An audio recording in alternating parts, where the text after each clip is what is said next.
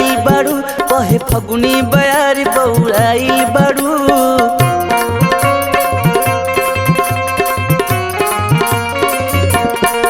जब से चढ़ल फागुन फगुआइल बारू, बहे फगुनी बयार बौराइल बारू। जरा कम हियर, थोड़ा कम here, please come here dear भौजी के sister, please come here, please come here dear भौजी के सिस्टर, प्लीज कम हियर।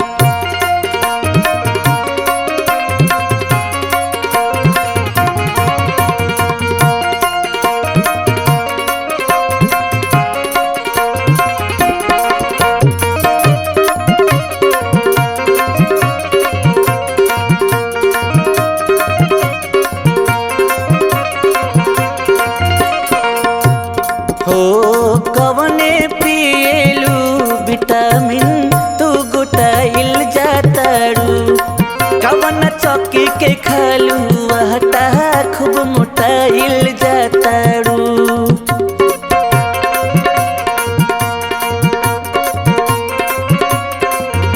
कि कवने पिएलू विटामिन तू गोटाइल जातारू, कवन चौकी के खालू आटा खूब मोटाइल जातारू। केकरा से डालावेलू ललका पियर। जरा कम here, please come here dear भौजी के सिस्टर, प्लीज कम हियर।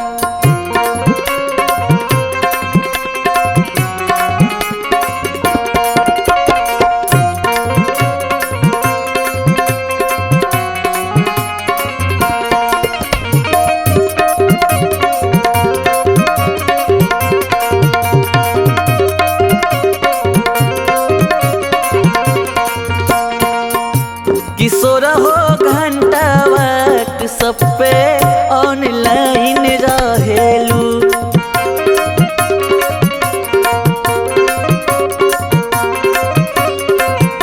कि झूठा हूँ अनजानी भुला के खाली जीजू कहेलू।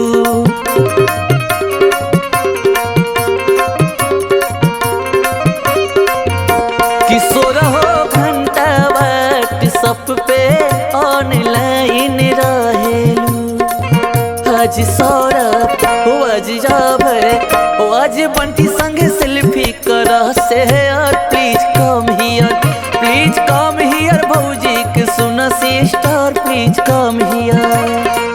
तब से चढ़ल फागुन फगुआइल बारू, वही फगुनी बयार बौराइल बारू। जरा कम हियर, थोड़ा कम here, please come here dear भौजी के sister, please come here, please come here dear भौजी के sister, please come here, please come here.